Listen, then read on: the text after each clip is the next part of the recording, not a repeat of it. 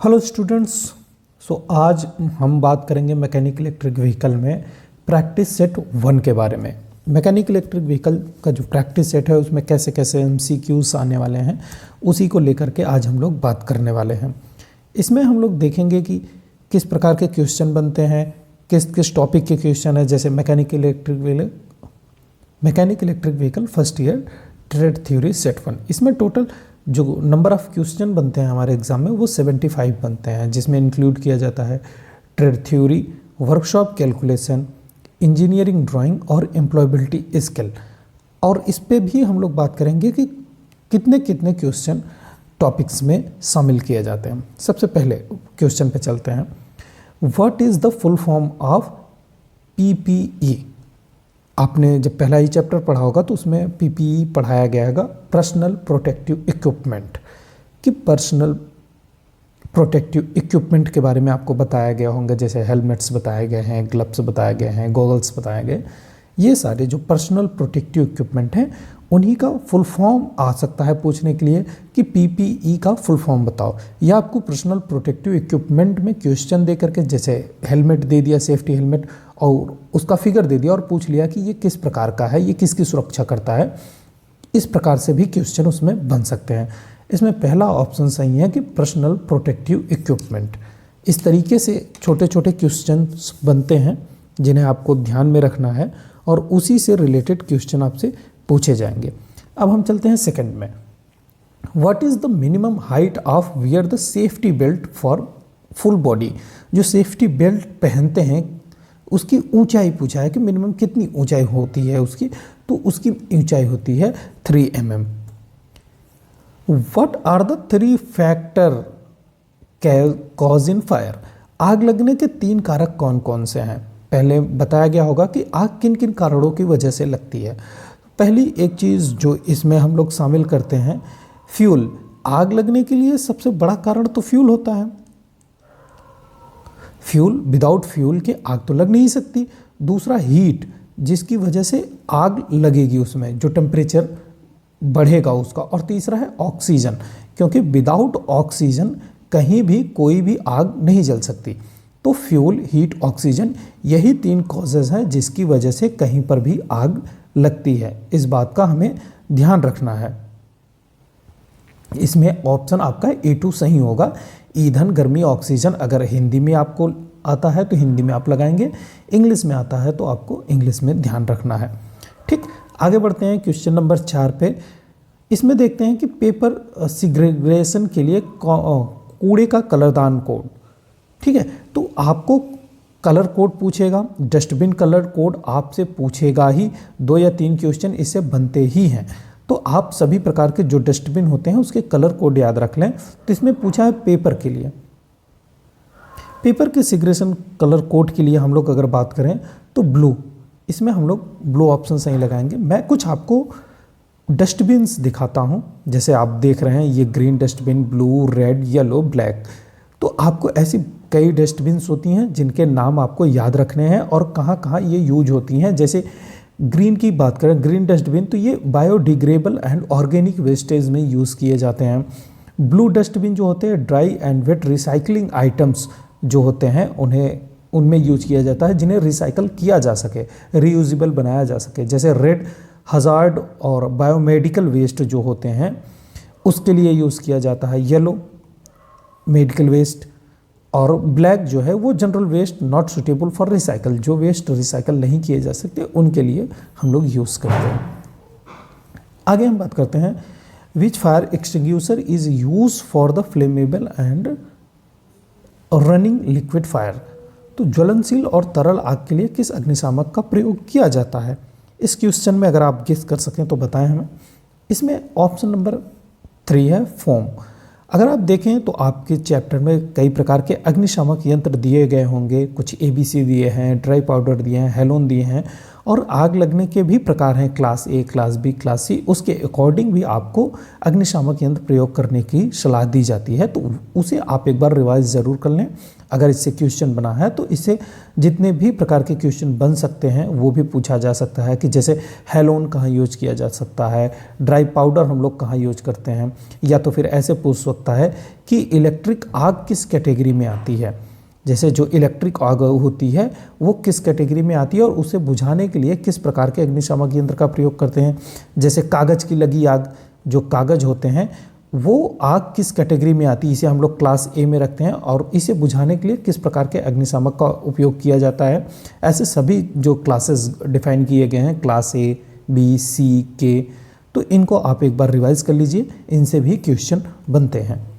अगर हम बात करें तो इसमें कुछ class A, class B, class C, class D और इलेक्ट्रिकल, फिर आता है क्लास एफ।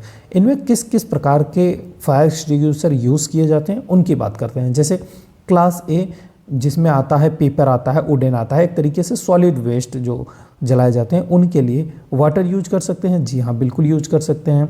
फ्लेमेबल लिक्विड में वाटर नहीं यूज कर सकते हैं। जैसे फ्लेमेबल लिक्विड है, इसमें अगर आप वाटर यूज़ कर रहे हैं तो वो नहीं यूज कर सकते हैं, क्योंकि वाटर जो होता है वो फ्लेमेबल लिक्विड से भारी होता है, जिसके कारण फ्लेमेबल लिक्विड वाटर के ऊपर फ्लोट करेगा और दूर तक फैलता है।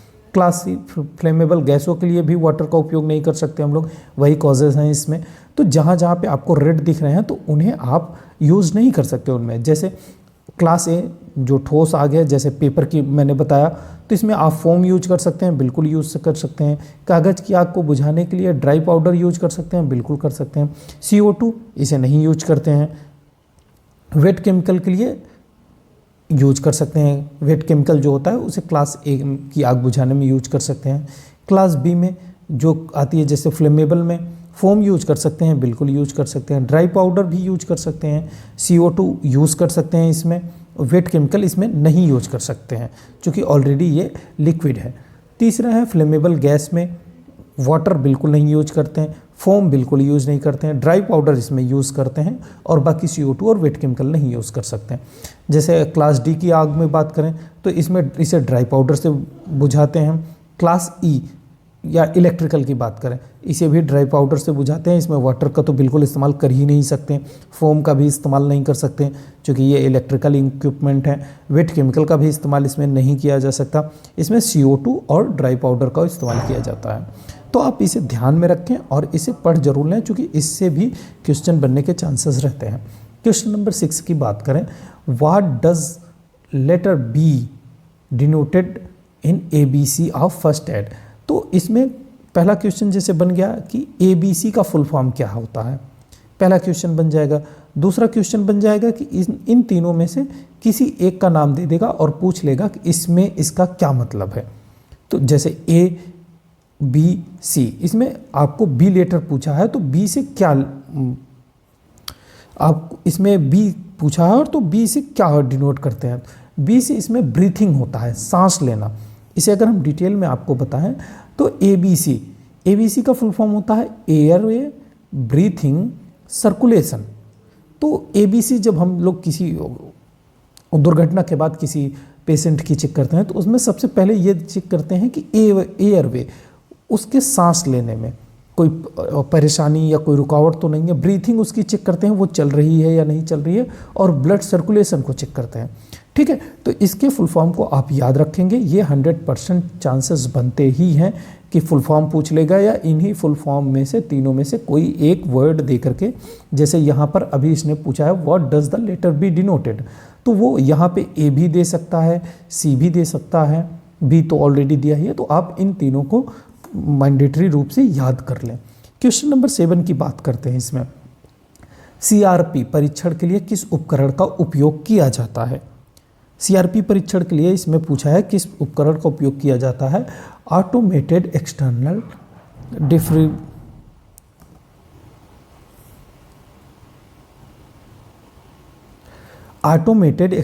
डिफिब्रिलेटर्स, इसकी बात करें अगर तो ये एक मशीन होती है जिसका काम होता है जो सर्कुलेशन है, ऑटोमेटिक एक्सटर्नल डिफिब्रिलेशन को उसे पता लगाना, उसे चेक करने के लिए ये एक छोटी सी मशीन होती है जिसे सीने पे लगा करके चेक किया जाता है। फिर 8वें क्वेश्चन की हम लोग बात करें, बिजली के काम के लिए किस प्रकार के पर्सनल प्रोटेक्टिव इक्विपमेंट इस्तेमाल किए जाते हैं। पहला ही क्वेश्चन था कि उसमें पूछा था पीपीई का फुल फॉर्म क्या होता है। ठीक है, तो इस क्वेश्चन में इसने पूछा है कि पर्सनल प्रोटेक्टिव इक्विपमेंट जो बिजली के लिए यूज करते हैं इंसुलेशन दस्तानों में शामिल है। तो इसमें क्या शामिल होता है, रबर। दस्ताने जो बनाए जाते हैं वो तो प्लास्टिक के बनाए नहीं जाते, ना तो इस्पात ना लकड़ी के, वो रबर के बनाए जाते हैं। आपको ये क्वेश्चन याद रहे इसलिए मैंने यहाँ पे फिगर भी लगाया है। आप प्रॉपर अगर फिगर देख रहे हैं तो आपको याद होना ही चाहिए। ठीक है, तो इंसुलेशन के लिए हम हमेशा रबर का उपयोग करते हैं जो बिजली के कामों में प्रयोग किए जाते हैं, और ये पर्सनल प्रोटेक्टिव इक्विपमेंट के अंतर्गत आता है। ठीक है, आप जहाँ भी पीपीई देखें वहाँ उसे आप पूरा पढ़ें, पर्सनल प्रोटेक्टिव इक्विपमेंट। इससे आपको बार बार रिवाइज होते होते आपको नाम याद हो जाएगा। क्वेश्चन नंबर 9 पे हम लोग चलते हैं। इसमें है विद्युत उपकरण के आसपास न्यूनतम स्वीकार्य कार्य क्षेत्र दूरी क्या है। जहाँ पे विद्युत उपकरण लगे हुए हैं उससे न्यूनतम जो दूरी है वो कितनी होती है, वो होती है 30 इंच। ऑप्शन ए इसमें सही है, 30 इंच की मिनिमम दूरी होनी ही चाहिए उस बिजली वाले इक्विपमेंट से वहाँ तक की। ठीक है, फिर अब हम लोग चलते हैं नेक्स्ट क्वेश्चन में। 5S कॉन्सेप्ट में सी टोन का क्या मतलब है। आपने पढ़ा होगा 5S कॉन्सेप्ट, ये एक प्रकार की जापानी तकनीक है जिसका उपयोग हम लोग कंपनियों में करते हैं, वर्कशॉप में अपने करते हैं, साफ सफाई को लेकर के सारी चीज़ों को मेंटेन करने के लिए हम लोग इसका उपयोग करते हैं। इसमें 5 प्रकार के इसमें 5 कॉन्सेप्ट दिए गए हैं। 5S कॉन्सेप्ट जो S से शुरू होते हैं सारे पांचों लेटर, इसी वजह से इसे 5S कहा गया है। ठीक है, इसमें जो सी टोन का मतलब होता है अरेंजमेंट, व्यवस्था। ठीक है, हम आपको एक एक करके पांचों के बारे में बता देते हैं। जैसे 5S इन ऑफिस कहाँ कहाँ यूज करते हैं, तो 5S में 5S में पहला S शॉर्ट, दूसरा सेट, तीसरा साइन, चौथा स्टैंडर्डाइज, पांचवा सस्टेन। तो ये 5 प्रकार के एस हैं। इसमें से आपको कोई भी नाम दे करके पूछ सकता है, उसके बारे में पूछ सकता है। तो आप वीडियो को पॉज करके ये सारे कम पढ़ लीजिए ताकि आपको याद रहे। जैसे short, go through all the desk. Short मतलब कोई भी चीज़ है उसे छांटना, अलग करना। ठीक है, दूसरा सेट, सेट इन ऑर्डर भी इसे बोल देते हैं हम लोग। ठीक है, तीसरा है sign, green marketing is a practice where why companies seek to go above the beyond the traditional. ठीक, तो ये सारी चीज़ें अगर आप पढ़े हैं, ऑलरेडी पढ़ चुके हैं, अगर आप नहीं पढ़े हैं तो आप कमेंट करेंगे तो हम दोबारा इसमें इसकी एक वीडियो बना करके एक्सप्लेन कर देंगे। अब हम बात करते हैं 12वें नंबर क्वेश्चन की। 12वें में क्या है, वह कौन सी प्रक्रिया है जिसमें वेल्डिंग, कटिंग, ब्रेजिंग शामिल है। What is the process which include welding, cutting, brazing. आपने वेल्डिंग भी सुना होगा, वेल्डिंग, कटिंग और ब्रेजिंग ये किस में शामिल होते हैं, ये हॉट वर्क में शामिल होते हैं। ठीक है, हॉट वर्क गर्म कार्य, जैसे वेल्डिंग भी गर्म कार्यों के अंतर्गत आती है, कटिंग भी आती है और ब्रेजिंग भी आती है। तो ये क्वेश्चन लास्ट ईयर एग्जाम में भी पूछा गया था कि वेल्डिंग, कटिंग, ब्रेजिंग में किस में शामिल होते हैं, तो ये हॉट वर्क में शामिल किए जाते हैं। Question number just a second 12, 11 question आगे पीछे हो गए हैं। 5S कॉन्सेप्ट का आविष्कार किस देश में हुआ था। मैंने बताया था ना पहले, 5S एक कॉन्सेप्ट है जिसे जापान में बनाया गया था। ठीक है, ये याद रखें कि 5S कॉन्सेप्ट एक जापानी तकनीक है जो लास्ट ईयर के क्वेश्चनों में भी, एग्जाम्स में भी पूछा गया है, CBT के जो एग्ज़ाम हुए हैं। ठीक है, फिर आगे बात करते हैं क्वेश्चन नंबर 13 की। इसमें पूछा है निम्नलिखित में से कौन सा उत्थापन उपकरण नहीं है। उत्थापन उपकरण किसी भी पार्ट्स को उठाने के लिए जो उत्थापन वर्ड यूज किया जाता है उसे उठाने के संदर्भ में यूज़ किया जाता है, उपकरण नहीं है। चैन होइस्ट आपने देखा हो तो ये भी उपकरण है जो गाड़ी को उठाता है या किसी भी कंपोनेंट को उठाते हैं। ये जैक जिसे गाड़ियों के नीचे लगाते हैं टायर को खोलने के लिए, और पुल्ली लिफ्ट से भी उठाया जाता है।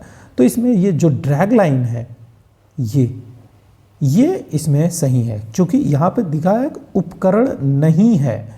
कौन सा ऐसा उपकरण उत्थापन के लिए उपयोग नहीं है तो कौन सा है, वो ड्रैग लाइन है। मैं अगर इमेज दिखाऊं आपको, ये कौन कौन से हैं इसमें, चैन होइस्ट है, जैक है, पुल लिफ्ट है। ये आपकी चैन होइस्ट हो गई, ये जैक है, ये पुल लिफ्ट हो गई, और ये है ड्रैग लाइन। आप देख सकते हैं ये एक बड़ी सी मशीन जो है इसे ड्रैग लाइन बोलते हैं। ठीक है, आगे बढ़ते हैं हम लोग क्वेश्चन नंबर 14 पे।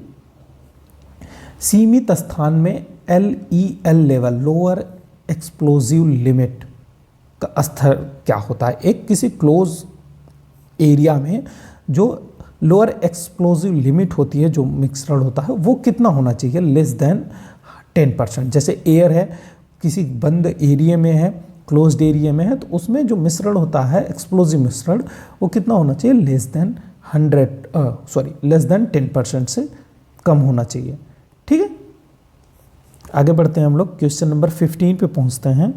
इसमें है A3, निम्नलिखित में से कौन भारतीय ऑटोमोबाइल कंपनी नहीं है। तो इसमें अभी आपको इमेज नहीं दिख रही है, क्योंकि इसमें एक इमेज थी, मैं इसकी इमेज को आगे लगाया हूं। तो इसमें आप देखिए निम्नलिखित में से कौन भारतीय ऑटोमोबाइल कंपनी है। कंपनी कौन सी है, BMW भारत की नहीं है, टोयोटा भारत की नहीं है, फोर्ड भी भारत की नहीं है। तो इसमें सही ऑप्शन जो होगा वो होगा टाटा। टाटा जो है वो भारत की कंपनी है। ठीक है, इसके लोगो भी पूछे जा सकते हैं, आपको लोगो दिया जाएगा और पूछा जाएगा कि ये किसका लोगो है, फिर आप उसे लोगो को, आपको ऑलरेडी लोगो का फिगर दिया रहेगा, उसमें आपको बस बताना रहेगा कि ये किसका लोगो है। क्वेश्चन नंबर 16 की बात करते हैं हम लोग। इसमें पूछा है ऑटोमोबाइल में एयर बैग सुरक्षा प्रणाली कब शुरू हुई। अगर आपने इलेक्ट्रिक व्हीकल या किसी भी प्रकार के व्हीकल पढ़े हैं तो उसमें आपने एयर बैग जरूर सुना होगा। ये जो वाइट कलर का बॉक्स दिख रहा है आपको, इसे ही एयर बैग कहा जाता है। ठीक है, ये होता है सिक्योरिटी, सेफ्टी के लिए। जब भी गाड़ी का एक्सीडेंट होता है, कुछ होता है, तो ये चंद सेकंड, 1 सेकंड से कम अंतराल पर भी ये खुल जाता है और इसमें गैस भरी होती है, जिसके कारण आपका हेड जो है वो स्टीयरिंग से नहीं टकराता है। ठीक है, तो ये प्रणाली कब शुरू की गई, ये क्वेश्चन बहुत बार पूछा जा चुका है। तो ये प्रणाली 1984 के दशक में शुरू हुई थी। ठीक है, ये प्रणाली 1984 के दशक में शुरू हुई थी। अब आगे बढ़ते हैं हम लोग। दिखाया गया लोगो किस कंपनी का है, जैसे उसमें आपको दे सकता है टाटा का लोगो दे सकता है, टोयोटा का दे सकता है, फोर्ड का दे सकता है, ऑडी का दे सकता है, और फिर आपसे पूछ लेगा कि दिखाया गया लोगो किस कंपनी का है। मैं कुछ लोगो हैं जो आपको दिखा देता हूं, जैसे यहाँ पे ये BMW का लोगो है, जो फेमस गाड़ियाँ होती हैं उन्हीं के लोगो ज़्यादातर चांसेस है पूछें। ये ऑडी है, ये टेस्ला का है, ये बुगाटी है, ये जीप है, जैगुआर का है, यहाँ पे सुजुकी का है, लैंड रोवर का है। ठीक है, इसमें आप यहाँ देखेंगे निसान है, यहाँ पे टाटा है, ये रोल्स रॉयस। ज़्यादातर चांसेस हैं आपसे टाटा, किया, ऑडी, BMW और टोयोटा, इन्हीं में से कुछ पूछ सकता है, या हुंडई, बस। और ज़्यादातर चांसेस नहीं है कि और गाड़ियों के बारे में पूछे, वोल्क्सवैगन। तो आप इन्हें याद रखें, गाड़ियों के लोगो जो होते हैं उन्हें ज़रूर याद रखें। ठीक है, इससे भी एक क्वेश्चन बन सकता है। वस्तु वायु में किस प्रकार की गति करती है। आप जब भी कोई बाइक या साइकिल चलाते हैं तो आपके शरीर पे, आपके बॉडी पे एक फोर्स लगता है जो आपको पीछे की तरफ ढकेलता है। ठीक है, जैसे अगर आप गाड़ी इस दिशा में ले जा रहे हैं तो एक फोर्स हवा का लगता है जो आपको इस दिशा में धक्का देता है। ठीक है, उसी की बात कर रहा है कि वस्तु वायु में किस प्रकार की गति करती है। तो अगर आपके ऊपर ज़्यादा धक्का लग रहा है तो आप आगे नहीं बढ़ सकते हैं। जैसे अगर आप आंधी में हवा की तरफ रुक करके खड़े हों तो आप उसमें आगे नहीं बढ़ सकते हैं, क्योंकि वो एक फोर्स लगा रहा। इसी प्रकार से जब भी कोई भी वस्तु वायु में गति करती है तो वो किस प्रकार की गति करती है, वो एरोडायनेमिक गति करती है। ठीक है, एरोडायनेमिक कैसे होता है, जैसे ये गाड़ी हो गई और यहाँ से ये एयर फ्लो हो रही है बहुत तेज़ी से, क्योंकि गाड़ी बहुत तेज़ी से आ रही है तो इस पर जो एयर टकरा रही है वो बहुत तेज़ी से टकरा रही है। तो कुछ एयर इस गाड़ी के ऊपर से निकल जा रही है इसके शेप के कारण, कुछ एयर इसके साइड से निकल जा रही है। ठीक है, जिसके कारण इस पूरे स्ट्रक्चर को एरोडायनेमिक बोलेंगे। जैसे एग्जांपल से समझो, ये एक 3D ऑब्जेक्ट मैं आपके सामने बनाता हूं। ये आपने अगर क्यूब देखा हो तो ये क्यूब ही है। ठीक है, अगर आप इस पे सामने से हवा मारो, एयर दो, तो सारी एयर टकरा करके इसके ऊपर फोर्स लगाएगी, ठीक है, और बहुत ज़्यादा फोर्स लगाएगी। अगर मैं बात करूं जैसे एग्जांपल के लिए 10 न्यूटन का फोर्स लगा रही है।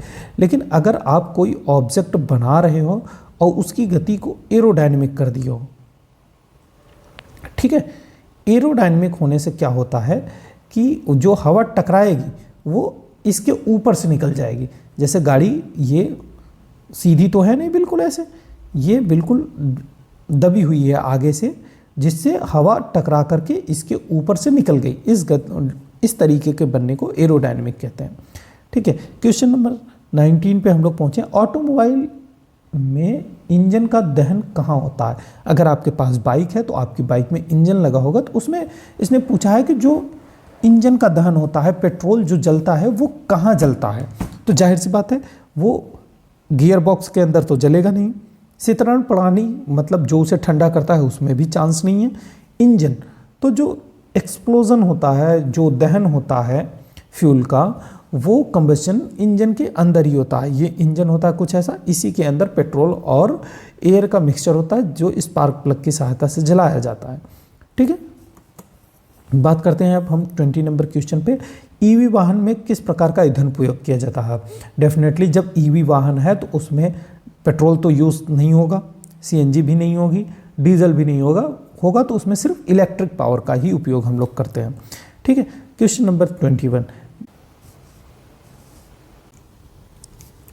सो फ्रेंड्स हम 21 नंबर क्वेश्चन की बात करते हैं। अगर निर्माण आधारित बसों की एक श्रेणी कौन सी है? इस क्वेश्चन में अगर आप देखेंगे तो इसमें क्लास 3, क्लास 2, क्लास 1 इसकी बात किया हुआ है।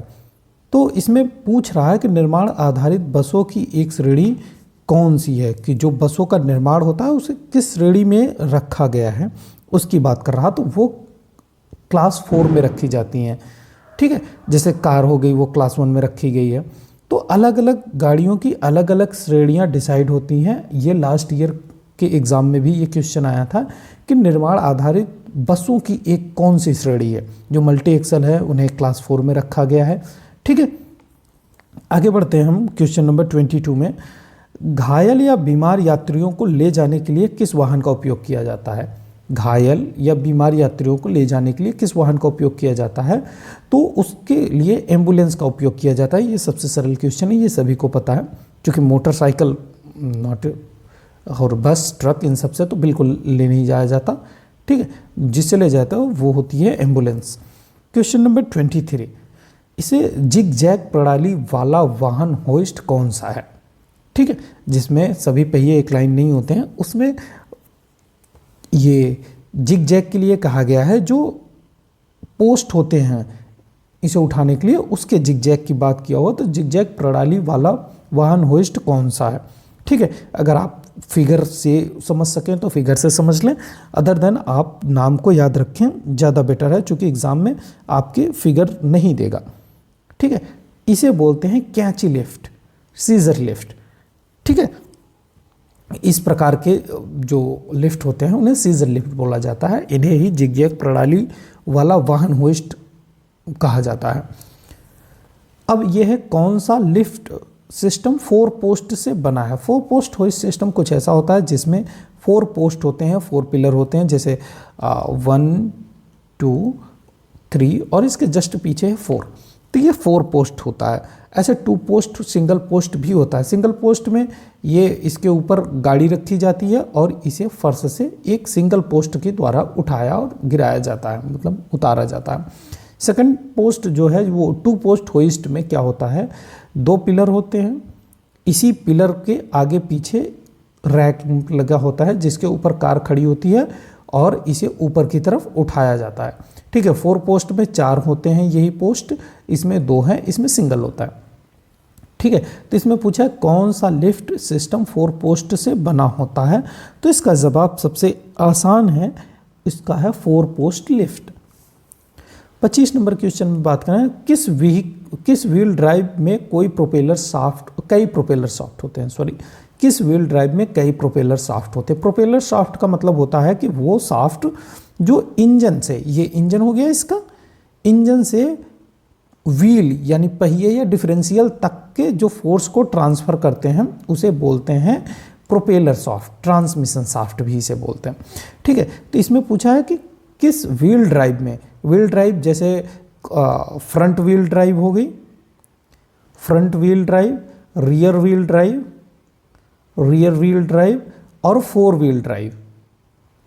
Four wheel drive, front wheel drive में जो इंजन होता है वो पहले पहिए को पावर देता है। 4 पहिए होते हैं गाड़ियों में, तो इंजन जो होता है वो पहले पहिए को पावर देता है, जो अक्सर कारों में देखने को मिलता है। रियर व्हील ड्राइव जो होता है, इंजन यहाँ भी हो सकता है, यहाँ भी हो सकता है, पीछे भी हो सकता है, लेकिन पावर जो जाएगी वो पीछे वाले पहिए में जाएगी। और फोर व्हील ड्राइव जैसे थार हो गई, इसमें पावर आगे पीछे पहिए, चारों पहियों में जाती है, इसमें भी जाएगी, इसमें भी जाएगी, इसमें भी जाएगी, इसमें भी जाएगी, यानी चारों पहियों में जा रही है। तो ज़्यादा मैकेनिज्म है, यहाँ पर 2 शाफ्ट कनेक्ट होती है। तो इसमें यही पूछा है कि किस व्हील ड्राइव में कई प्रोपेलर शाफ्ट होती है। इसमें पहला ऑप्शन है front engine front wheel drive, बिल्कुल नहीं, इसमें सिर्फ एक सिंगल प्रोपेलर शाफ्ट होती है जो इससे कनेक्ट होती है। Front engine front wheel drive जो इससे डायरेक्ट कनेक्ट होती है। Front engine rear wheel drive, front engine rear wheel drive का मतलब इंजन आगे रखा हुआ है, पावर पीछे दे रहा, इसमें एक ही शाफ्ट की जरूरत होती है। Front engine four wheel drive, आप देखें यहाँ पे 4 व्हील ड्राइव है, जहाँ चारों पहियों में एक समान ताकत दी जा रही है, मतलब चारों पहियों में पावर सप्लाई की जा रही है। वहाँ पे एक मैकेनिज्म लगा होता है, गियर सिस्टम, जो चारों पहियों से जुड़ा होता है। एक शाफ्ट यहाँ हो गई, एक यहाँ हो गई, ट्रांसमिशन शाफ्ट, ये चारों पहियों में जुड़ी होती हैं, तो उसे बोलते हैं 4 व्हील ड्राइव। तो सबसे ज़्यादा जो प्रोपेलर शाफ्ट लगी होती हैं वो 4 व्हील ड्राइव में ही लगी होती हैं। इसका सही ऑप्शन है A3।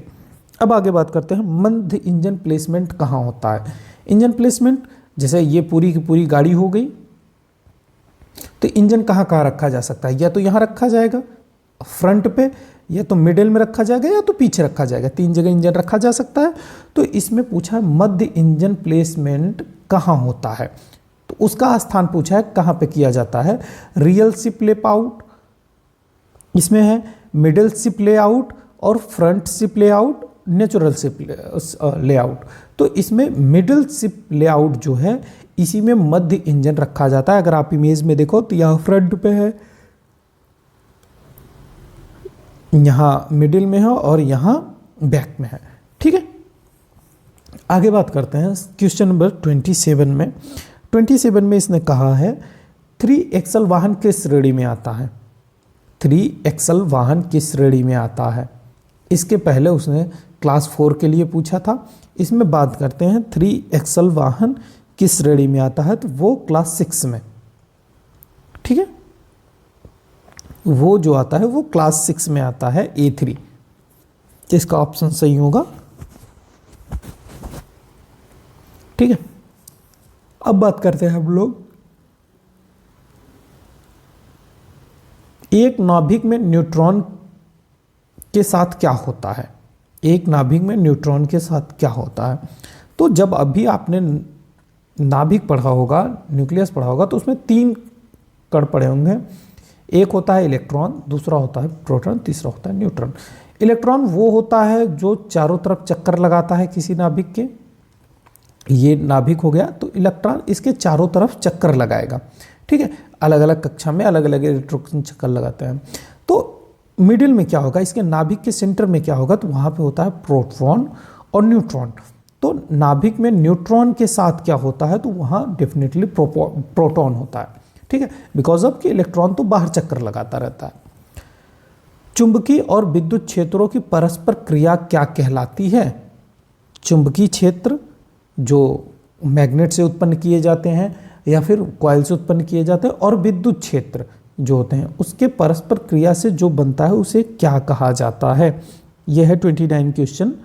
इसमें कहा जाता है विद्युत चुंबकीय क्षेत्र, उसे विद्युत चुंबकीय क्षेत्र कहा जाता है। ठीक है, विद्युत चुंबकीय क्षेत्र जो कॉइल होती है, इसमें अगर इलेक्ट्रॉन यानी करंट फ्लो कराते हैं तो AC या DC, तो इसमें जो बनती है वो मैग्नेटिक फील्ड बनती है, उसे विद्युत चुंबकीय क्षेत्र कहते हैं। ठीक है, इसमें विभवांतर ज्ञात करने का सूत्र, ये आपसे विभवांतर ज्ञात करने का सूत्र पूछ सकता है, जैसे V बराबर आई आर, या इसमें किसी कंपोनेंट को आगे पीछे कर सकता है। जैसे इसमें रेजिस्टेंस अगर पूछ लिया तो R बराबर V अपान आई दे देगा। ठीक है, अगर आपसे धारा पूछ लिया तो V बराबर V बटे R दे देगा।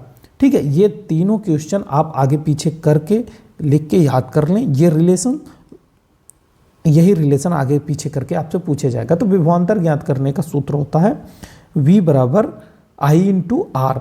ऑप्शन नंबर इसमें फर्स्ट सही है। ठीक है, V बराबर I इंटू आर।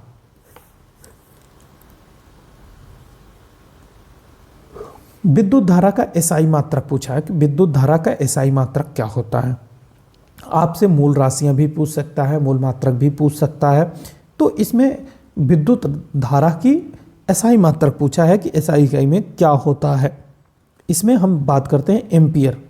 ठीक है, जैसे रेजिस्टेंस जो होता है, रजिस्टर वो नापा जाता ओम में।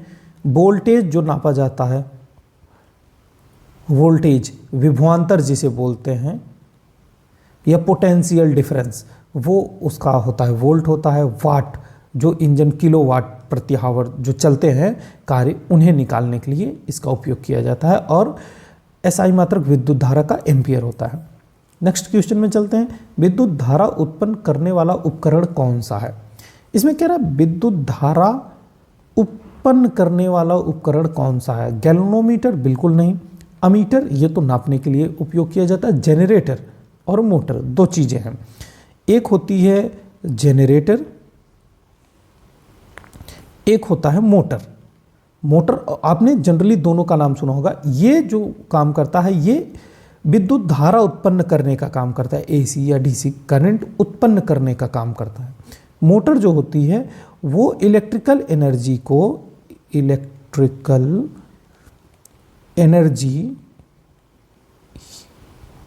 Change into mechanical energy.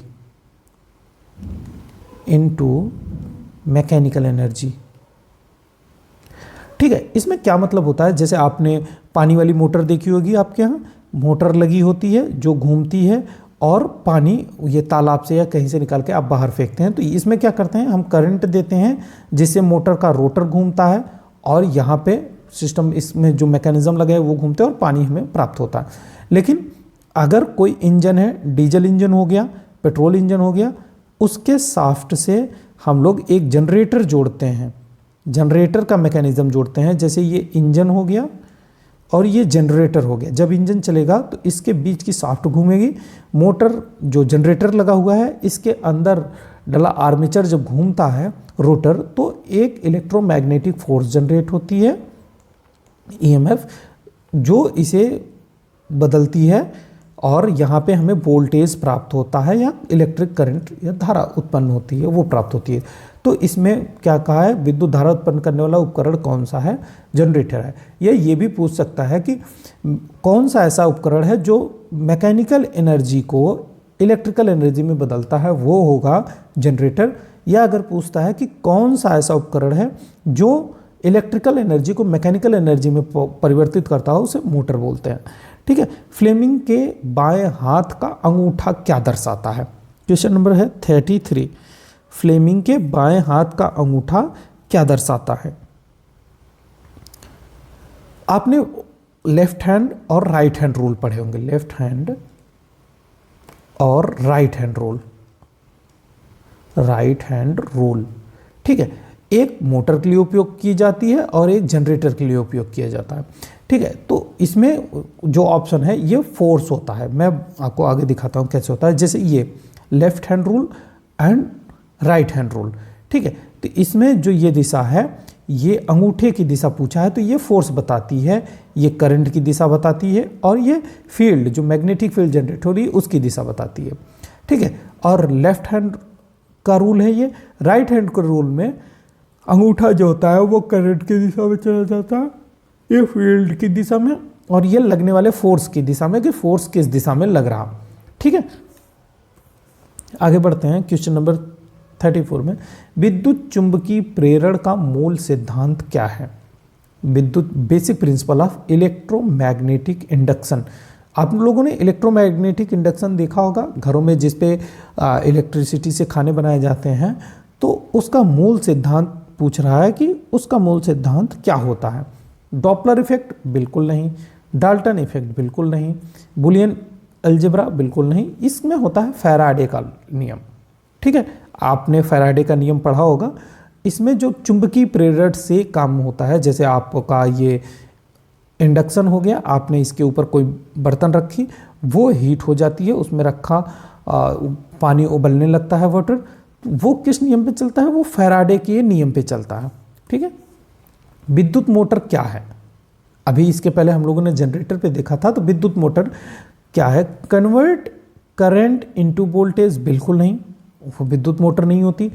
Transfer change into current बिल्कुल नहीं होता। कन्वर्ट वोल्टेज इनटू करंट बिल्कुल नहीं होता। कन्वर्ट इलेक्ट्रिकल एनर्जी, मैंने बताया था, convert electrical energy into mechanical energy, convert electrical energy into mechanical energy. और जबकि जनरेटर बताया था, वो मैकेनिकल एनर्जी को इलेक्ट्रिकल एनर्जी में बदलता है। ठीक है, तो इन दोनों को याद रखना। मोटर मैकेनिकल एनर्जी को इलेक्ट्रिकल एनर्जी को मैकेनिकल में बदलता है, और जबकि जो मोटर होती है जनरेटर होता है, वो मैकेनिकल एनर्जी को इलेक्ट्रिकल एनर्जी में बदलता है। सतह से गुजरने वाली चुंबकीय रेखाओं की मात्रा क्या कहलाती है? सतह से गुजरने वाली चुंबकीय रेखाओं की मात्रा क्या कहलाती है? जो सतह होती है, जैसे अगर हम समझते हैं कि ये एक मैग्नेट है, तो चुंबकीय रेखाएं जो इसके आसपास से गुजर रही हैं, किसी भी मैग्नेट से में दो पोल होते हैं, नॉर्थ और साउथ, नॉर्थ से निकल करके ये साउथ की तरफ जाती हैं। ठीक है, तो इसमें पूछ रहा है कि चुंबकीय रेखाएं क्या कहलाती हैं। Question number 36। आप इलेक्ट्रिक फील्ड नहीं, मैग्नेटिक फील्ड बिल्कुल नहीं, मैग्नेटिक फ्लक्स बोला जाता है इसे। आप इसमें कंफ्यूज हो सकते हैं मैग्नेटिक फील्ड और फ्लक्स में। तो सतह से गुजरने वाली चुंबकीय रेखाओं की मात्रा क्या कहलाती है? इसमें जब मात्रा जुड़ा है तो वो फ्लक्स की कैटेगरी में जाएगा। ठीक है, मैग्नेटिक फ्लक्स। एमसीबी का पूरा नाम, एमसीबी सभी ने देखी होगी, आपके घरों में लगी होती है, जो इलेक्ट्रिकल कंपोनेंट की सेफ्टी के लिए लगाई जाती है। उसका नाम क्या होता है? पहला multi circuit breaker, option A बिल्कुल नहीं होता। मल्टी क्लोज ब्रेकर बिल्कुल नहीं होता। मिनिएचर क्लास ब्रेकर बिल्कुल नहीं होता। ये होता है मिनिएचर सर्किट ब्रेकर। ठीक है, ये सर्किट को प्रोटेक्ट करता है। अगर हाई करंट आता है या कहीं शॉर्ट सर्किट होता है, लोड पड़ने पे ये अपने आप कट जाता है। ठीक है, इसे बोलते हैं miniature circuit breaker. Question number 38 की बात करते हैं। जेनर डायोड क्या होता है? आपने डायोड पढ़ा होगा, मैंने आपको डायोड बता रखा है। एक तो हो गया ऐसे डायोड जिसमें एक तरफ करंट फ्लो होता है, लेकिन ये रिटर्न नहीं जाता, ये फ्लो होगा, एक ही दिशा में करंट फ्लो करने के लिए यूज़ करते हैं। इसका उपयोग हम लोग रेक्टिफायर बनाने के लिए भी करते हैं। ठीक है, AC/DC बदलने के लिए करते हैं। अब इसमें क्या कहा है कि जनरल डायोड क्या होता है? जनरल डायोड ये भी एक कंपोनेंट है, एक डायोड ही है, तो इसके बारे में पूछ रहा है ये क्या होता है। रेक्टिफायर बिल्कुल नहीं, रेक्टिफायर हम लोग डायोड से बनाते हैं। एम्पलीफायर बिल्कुल नहीं, ऑसिलेटर बिल्कुल नहीं। वोल्टेज रेगुलेटर, जैसे कुछ डायोड होते हैं वो वोल्टेज के अकॉर्डिंग वर्क करते हैं कि इतने वोल्टेज के बाद ये बंद हो जाएंगे। ठीक है, ये वोल्टेज रेगुलेटर की तरह काम करते हैं। आपको समझ में आया? अब है वर्कशॉप कैलकुलेशन एंड साइंस। कितने क्वेश्चन इससे पूछे गए? 38 क्वेश्चन। 38 क्वेश्चन जो है आपके ट्रेड थ्योरी से प्रॉपर है। इसके बाद आता है वर्कशॉप कैलकुलेशन एंड साइंस। ठीक है, इससे कितने क्वेश्चन पूछे जाएंगे? ज़्यादा से ज़्यादा 2-4। तो बात करते हैं क्वेश्चन नंबर 39 में, two classification of system of unit area. Unit area के लिए इसमें two classification of system of unit area, gravitational and non gravitational are कौन सा है? British and metric, fundamental and divide और मैट्रिक एंड इंटरनेशनल। इसमें चारों ऑप्शनों में से हमें बताना है कि इसमें कौन सा है। इसमें है fundamental and derived. Fundamental and derived. Fundamental मैंने बताया था मूल मात्रक मूल राशियां इन्हीं दोनों से एक तो डिराइव करके बनाए जाते हैं, एक फंडामेंटल होते हैं जो कभी नहीं बदलते। डिराइव्ड जो बनाए जाते हैं वो फंडामेंटल की ही सहायता से डिराइव्ड बनाए जाते हैं। ठीक है, अब यहाँ पे ये भी देखेंगे, लेकिन आप ब्रिटिश और मैट्रिक देख के कन्फ्यूजन ना हो। Two classification of system of unit area, ठीक है, उसके लिए आप इसका उपयोग कर सकते हैं फंडामेंटल एंड डिराइव्ड। ठीक, fundamental units are, fundamental units क्या होती हैं? ये 7 प्रकार के होते हैं। इनमें जो फंडामेंटल यूनिट होती हैं उनसे मिला करके अदर यूनिट्स बनाई जाती हैं। तो फंडामेंटल यूनिट्स में जो शामिल है वॉल्यूम, लेंथ तो है, मास भी है, लेकिन वॉल्यूम नहीं होता। वॉल्यूम इन्हें डिराइव करके बनाया जाता है। लेंथ, मास, टाइम, यस, ये तीनों होते हैं। ये फंडामेंटल यूनिट है, इन्हें बदला नहीं जा सकता, ये फिक्स्ड है। इसमें है लेंथ, मास, एरिया बिल्कुल नहीं, एरिया बिल्कुल नहीं होता। लेंथ, प्रेशर, प्रेशर बिल्कुल नहीं होता। ठीक है, वॉल्यूम होता है। तो सबसे ज़्यादा सही ऑप्शन क्या है हमारा? A3। ठीक, ओह सॉरी A2। 41 की बात करते हैं, M इन MKS सिस्टम। आप इस बात का ध्यान रखें कि वर्कशॉप कैलकुलेशन हुई और एम्प्लॉयबिलिटी स्किल हुई, इसमें हिंदी दे ये ज़रूरी नहीं है। ठीक है, तो आप इसलिए इंग्लिश भी थोड़ी सीख लें, इसमें एम्प्लॉयबिलिटी स्किल में ज़्यादा फायदेमंद है आपके लिए। M इन MKS सिस्टम डिनोटेड, कि MKS प्रणाली जो है, MKS, CGS, SI प्रणाली जो आपको पढ़ाई गई है, उसमें MKS प्रणाली जो है उसमें M क्या है, इसके बारे में ये आपसे पूछना चाह रहा। माइल बिल्कुल नहीं होता, मीटर जी मीटर हो सकता है, मिलीमीटर बिल्कुल नहीं होता, माइक्रोन बिल्कुल नहीं होता। इसमें जो MKS होता है वो मिलीमीटर, मीटर, किलोग्राम और सेकंड होता है।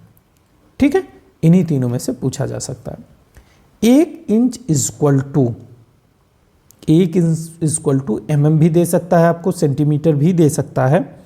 तो इसमें पूछा है 1 इंच कितना होता है, तो 1 इंच इक्वल टू 25.4 mm। ठीक, 1 inch equal to 25.4 mm। Square root of 529, ये लास्ट ईयर के एग्जाम में कई सेटों में या सभी सेटों में ये क्वेश्चन आया ही था। ये क्वेश्चन भी था, ये क्वेश्चन भी था। ठीक है, तो इसे आप मे भी इस साल भी आ जाए, कोई कहा नहीं जा सकता, आप इसे रिवाइज जरूर किए रहें। इसमें होता है 23, तो आप स्क्वायर रूट तो निकाल ही सकते हैं इसका। अब आप बात करते हैं कन्वर्ट 0.456 इंटू परसेंटेज। इसे परसेंटेज में बदलने के लिए कहा गया है, इसका होगा 45.6। इसमें परसेंटेज में बदलने के लिए आप जब 100 से गुणा करेंगे तो ये दशमलव जो है ये उठ के यहाँ पे चला आएगा और आंसर आएगा आपको 40.6 परसेंटेज। ठीक है, कितने क्वेश्चन पूछे जा चुके हैं? यहाँ पे शुरू हुआ था 39, 1, 2, 3, 4, 5, 6, 7 क्वेश्चन के करीब में पूछे गए हैं, 6 क्वेश्चन। अब आते हैं हम लोग तीसरे पॉइंट पे, इंजीनियरिंग ड्राइंग। इंजीनियरिंग ड्राइंग आपने पढ़ा हुआ, इसमें ज़्यादातर सिंबल्स ही पूछे जाते हैं और थोड़े मोड़े टाइटल ब्लॉक से पूछ लिया जाता है क्वेश्चन। लास्ट ईयर बहुत सारे क्वेश्चन टाइटल ब्लॉक के आए थे। Identify the conventional symbol of material, तो इसमें जो फिगर आया है, जैसे ये वाटर का फिगर है, आप इसे बना सकते हैं। कास्ट आयरन का फिगर ऐसा होता है, ठीक है, कास्ट स्टील ऐसे होते हैं, कॉपर का फिगर ये है, ग्लास ये है, कंक्रीट ये है, लिक्विड ये है, इंसुलेशन के लिए ये है। ठीक है, तो आप फिगर को याद रखें, ऐसे फिगर देके आपको पूछ सकता है। लास्ट ईयर जो उसने पूछा था इस्पात को लेके पूछा था कि इसमें से इस्पात का सिंबल कौन सा है। ठीक है, अब पूछ रहा है identify the conventional symbol of material. ये किसका सिंबल है? डेफिनेटली ये समझ में आ रहा है, ये वुडन का सिंबल है। जिसमें एक रेक्टेंगल के अंदर ऐसे कुछ लाइनें ऐसे ऐसे बनी हुई हों और आपको ऐसा कुछ सिंबल दिख रहा हो, तो वो वुडन ही होता है। Identify the instrument. सो इस इंस्ट्रूमेंट को आप लोगों ने बहुत बार यूज किया होगा, तो इसी का नाम पूछ रहा कि ये क्या है। ये प्रोटेक्टर होता है, ये सबको पता होगा, ठीक है, ये प्रोटेक्टर होता है। Identify the name of set square. अच्छा, सेट स्क्वायर भी कई प्रकार के हैं, 45, 30, 60, इसके बारे में पूछ रहा कि ये किस प्रकार का है। ये है 45 स्क्वायर। यहाँ इसका जो कोड है, सॉरी, ये 45 का है, ठीक, 45, 45 और ये 90 होता है। तो किसी भी त्रिभुज के अंदर का कोण 180 ही होता है, ठीक। Compass is use to draw. आप लोगों ने कंपास तो देखा होगा, यूज भी किया होगा, तो उसी के बारे में पूछ रहा है कि कंपास कहाँ यूज किया जाता है। सर्कल बनाने में, ठीक है, ऐसा ही कुछ होता है जिसमें आप लोग यहाँ पेंसिल फंसाते हैं और इसके ऊपर से इसे एक जगह पे फिक्स करके जब घुमाते हैं तो एक गोला बनता है, ठीक है, उसी को कंपास बोलते हैं। Which title block position is correct as the standard practice. तो आपको इसमें 4 इमेज मिलेगी। इसमें कहीं टाइटल ब्लॉक यहाँ लाइक करेगा, कहीं यहाँ, कहीं यहाँ, कहीं यहाँ, या इसे आप लिखित में भी दे सकता है कि राइट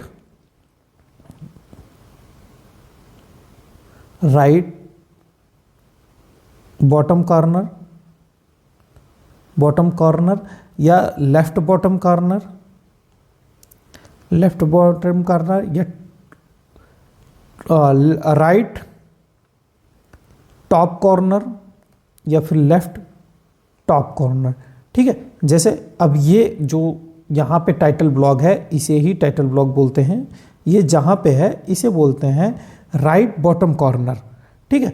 यहाँ कहीं पे भी दिया हो सकता है, यहाँ भी ये बना हो सकता है, यहाँ भी बना हो सकता है। तो करेक्ट वे क्या है कि जो एक ड्राइंग शीट है, ये ड्राइंग शीट है हमारी, ये इसमें मार्जिन लाइनें हैं, A4 भी होगा, A3 भी होगी, तो वहाँ पे आपको जो टाइटल ब्लॉक देखने को मिलेगा सबसे कॉर्नर में, राइट कॉर्नर में ही आपको देखने को मिलेगा। 4 ऑप्शन दिए होंगे, चारों के सामने ऐसे फिगर बने होंगे, तो आपको उसमें से सही फिगर ढूंढना रहेगा, ठीक है। इसके बाद एम्प्लॉयबिलिटी स्किल आ गया। कितने क्वेश्चन हो गए इसके? 1, 2, 3, 4, 5, 6 ही क्वेश्चन इसके हैं। अब 25 क्वेश्चन होंगे एम्प्लॉयबिलिटी स्किल के, कि एम्प्लॉयबिलिटी स्किल में कौन कौन से क्वेश्चन होते हैं वो हम लोग देखते हैं।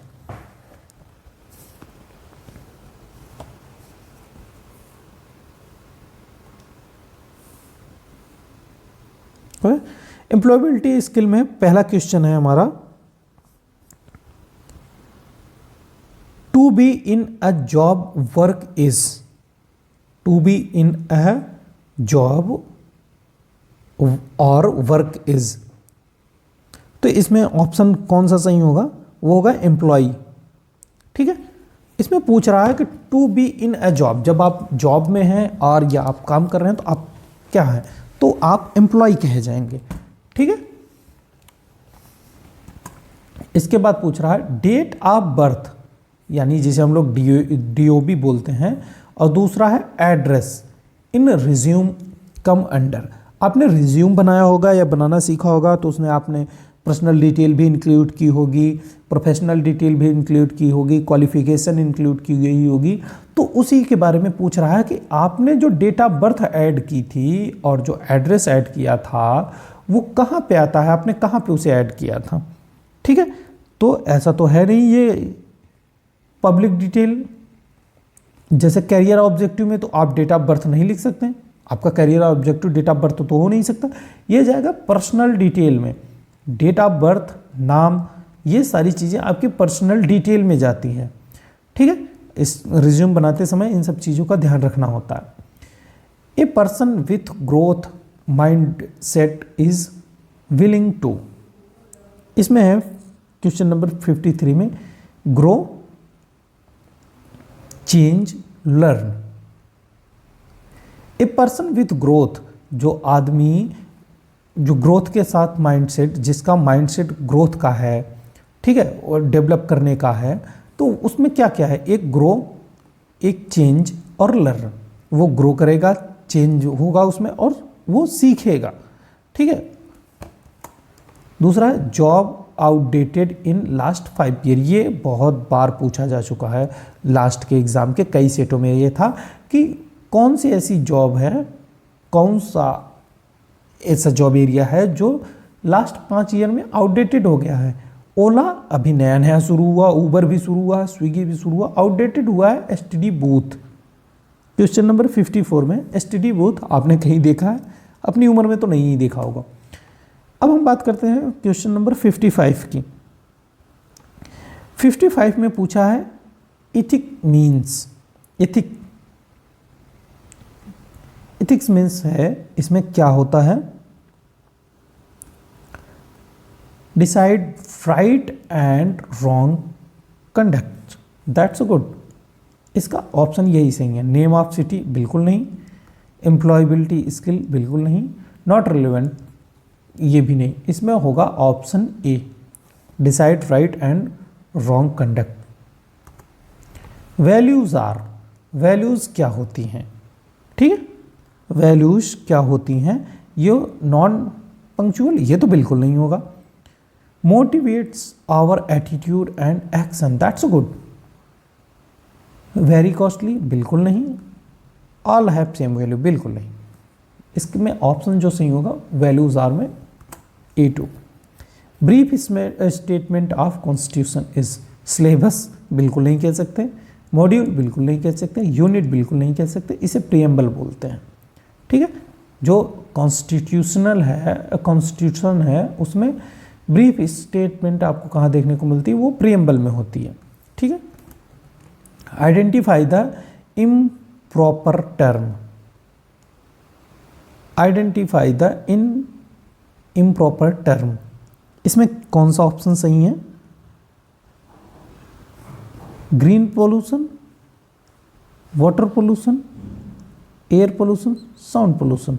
ये तीनों तो बिल्कुल खिलाफ है नेचर के, तो ग्रीन पोल्यूशन। ठीक है। NAPS स्टैंड फॉर, ये अप्रेंटिसशिप से जुड़ा हुआ है, ये लास्ट ईयर भी एग्जाम में पूछा गया था। क्या होता है? नेशनल अप्रेंटिसशिप प्रमोशन स्कीम, यही सही है। दूसरा है इसमें नेशनल अपॉइंटमेंट बिल्कुल गलत, नॉन बिल्कुल गलत, नेशनल एडवर्टाइजिंग बिल्कुल गलत। ऑप्शन सही होगा national apprenticeship promotion scheme. Major change in manufacturing is called, एक बड़ा बदलाव, मैन्युफैक्चरिंग में एक बड़ा बदलाव क्या कहा जाता है? ठीक है। ग्रीन रिवोल्यूशन बिल्कुल नहीं कहा जाता, इंडस्ट्रियल रिवोल्यूशन ये कह सकते हैं, वाटर रिवोल्यूशन बिल्कुल नहीं, फूड रिवोल्यूशन बिल्कुल नहीं, क्योंकि ये है मैन्युफैक्चरिंग से रिलेटेड, मैन्युफैक्चरिंग में एक कोई बड़ा बदलाव कर रहा है, वो इंडस्ट्रियल रिवोल्यूशन की कैटेगरी में आता है। ठीक है। 61 की बात करते हैं। फर्स्ट इंडस्ट्रियल रिवोल्यूशन कब हुआ था? पहला ऐसा बदलाव कब हुआ था जहाँ कंपनियों में बहुत बड़ा चेंज आया था? उसके बाद की बात कर रहा है, उसमें पूछ रहा है। तो 18th सेंचुरीज था, जब इंडस्ट्री बहुत तेज़ी के साथ इवॉल्व हो रही थी, उनमें रिवोल्यूशन हो रहा था, नई नई मशीनें आ रही थी। ठीक है, तो वो 18th सेंचुरीज में हुआ था। हार्ड स्किल इज, कि कठिन कार्य, कठिन स्किल कौन सी है इसमें? हार्ड स्किल में क्विक लर्निंग ठीक है, टाइम मैनेजमेंट ठीक है, स्पोकन इंग्लिश ठीक है। हार्ड में ये आता है A3, 60 वर्ड पर मिनट टाइपिंग स्पीड, ये एक हार्ड स्किल है। ठीक है, 62 हार्ड स्किल, टाइप करना बहुत मुश्किल काम है। To grow yourself you must, to grow yourself, खुद को ग्रो करना, यू मस्ट, इसमें कौन सा वर्ड होगा? ठीक है, इसमें नो योर ऑफिस बिल्कुल नहीं, know yourself it's to, know your institute बिल्कुल नहीं, नो योर कंट्री बिल्कुल नहीं। To grow yourself you must know yourself, जब तक आप खुद को नहीं जानते हैं तब तक आप अपने आप को ग्रोथ कैसे करेंगे? इसका क्वेश्चन का अर्थ यही है, तो option number A2। Time management means समय प्रबंधन क्या है? समय प्रबंधन क्या है? कंप्लीटिंग वर्क ऑन टाइम, बिल्कुल समय प्रबंधन है। मैनेजिंग टाइम, बिल्कुल नहीं। हार्ड स्किल, बिल्कुल नहीं। प्रॉब्लम सॉल्विंग, बिल्कुल नहीं। ठीक है, complete work on time, time management called. 65 में है ए रिज्यूम शुड बी, आप लोगों के पास रिज्यूम होना चाहिए, आपने उसे बनाया हो, चूंकि ये क्वेश्चन कई बार पूछे गए हैं और इस बार भी आने के चांसेस हैं। ए रिज्यूम शुड बी, क्या हो सकता है रिज्यूम? शॉर्ट एंड प्रिसीजन, बिल्कुल हो सकता है। फैंसी, बिल्कुल। कलरफुल, बिल्कुल नहीं करना। लॉन्ग एंड डिटेल, नहीं पढ़ते। विथ, ये भी बिल्कुल नहीं होगा। तो इसमें जो होगा वो होगा A1, short and precision. 66 written duties of a job is called, इस पर क्या बोला जाता है? CV, बिल्कुल है। जॉब डिस्क्रिप्शन, ये होता है आप जहां जॉब करने जा रहे हैं। रिटन ड्यूटीज, कि आपकी जो ड्यूटीज हैं जहां आप जॉब करने जा रहे हैं वो क्या क्या हैं, आप किस ड्यूटी पे जा रहे हैं। आप टीचर बन के जा रहे हैं, आप ट्रेनी बन के जा रहे हैं, आप जिसमें भी जा रहे हैं, क्वालिटी डिपार्टमेंट में जा रहे हैं, तो वो ड्यूटीज़ वो किस में होती हैं? Job description. जब आपकी जॉब लगती है तो आपको जो जॉब डिस्क्रिप्शन बताया जाता है वो यही होता है। ठीक है, रिज्यूम बिल्कुल नहीं, जॉब एप्लीकेशन बिल्कुल नहीं। 67 after receiving interview call next step is, आप जब इंटरव्यू का कॉल रिसीव करेंगे तो इसके बाद का जो आपका अगला स्टेप है वो क्या होगा? सेंड एप्लीकेशन लेटर, बिल्कुल नहीं। प्रिपेयर रिज्यूम, बिल्कुल भी नहीं कर सकते आप, क्योंकि आपको पास कॉल है, आप रिज्यूम बनाने कहाँ बैठेंगे। अब प्रिपेयर एट इंटरव्यू, आप इंटरव्यू के लिए प्रिपेयर हो सकते हैं। ठीक है, सेंड रिज्यूम, बिल्कुल नहीं। चूज करेक्ट हु वर्ड, क्यों यहाँ पे हु वर्ड, इनमें से चारों में से कौन सा आएगा? एनिमल डू यू लाइक, कि कौन से एनिमल को आप पसंद करते हो, तो इसमें कौन सा वर्ड आएगा? विच, बिल्कुल आ सकता है। Which animal do you like. Why, ये बिल्कुल नहीं। वेयर, बिल्कुल नहीं। व्हेन, बिल्कुल नहीं। तो यहाँ पे जो आप यूज करेंगे वो करेंगे विच।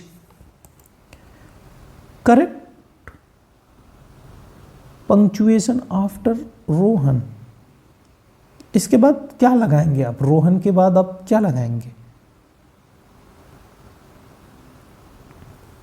कॉमा, बिल्कुल लगा सकते हैं। इसके आगे जो भी लिखना हो। पीरियड, बिल्कुल नहीं, इसमें हम कॉमा ही लगाएंगे। Correct response to how have you been, इसका क्या रिस्पॉन्स होगा आपका? वेरी वेल एंड यू, जी बिल्कुल, आप, मैं ठीक हूँ, आप कैसे हैं, इसका अर्थ हुआ। थैंक यू एंड यू, बिल्कुल नहीं। सेम टू यू, ये भी नहीं कह सकते। ऑन वेकेशन, बिल्कुल नहीं कह सकते। तो अगर कोई आपसे पूछे हाउ हैव यू बीन, तो आप उसे रिप्लाई दे सकते हैं वेरी वेल, मैं बहुत अच्छा हूँ, आप कैसे हैं। इसमें ऑप्शन ए राइट होगा। करेक्ट रिस्पॉन्स टू व्हेन, सही रिस्पॉन्स क्या है? जब when did you the accident happen, accident happen। Correct response क्या है जब एक्सीडेंट होगा? when did the accident happen। 71 में है, इसमें in the hotel, बिल्कुल नहीं। during traveling, बिल्कुल नहीं। at 10:30 last night, ये हो सकता है। एक्सीडेंट कब हुआ? At 10:30 last night. Correct tense, आपको इसे करेक्ट करना है। आई, बीच में आपको कुछ वर्ड भरने हैं। Music when I was child. I learn, I am learning, will learning and had learn. इसमें कौन सा वर्ड है जो आएगा? इसमें हैड लर्न, चूंकि ये बीत चुका है, ये इसके बचपन की बात है और इसमें वाज लगा हुआ है। तो I had learned music when I was child. Curricular activities is also known as, इसे आप किस नाम से जानते हैं? बिल्कुल नहीं। रिज्यूम हाँ कह सकते हैं। जॉब एप्लीकेशन फॉर्म बिल्कुल नहीं। Fill in with comparative adjective, your pencil is than mine, means that sharper, sharp, blunt, thick. इसमें क्या आ सकता है, इसमें शार्प नहीं आ सकता, इसमें शार्पर आएगा। ठीक है, your pencil is sharper than mine. ठीक है। 75 question, we to the zoo after breakfast. इसमें went, are going, had going और विल गो, इसमें कौन सा ऑप्शन आएगा? इसमें वी विल गो, ये बेटर पड़ रहा है। वी विल गो, हम चलेंगे टू द जू देखने ब्रेकफास्ट के बाद। तो ये टोटल 75 क्वेश्चन रहे। 75 क्वेश्चन हैं इसमें। ये प्रैक्टिस सेट फर्स्ट के हैं।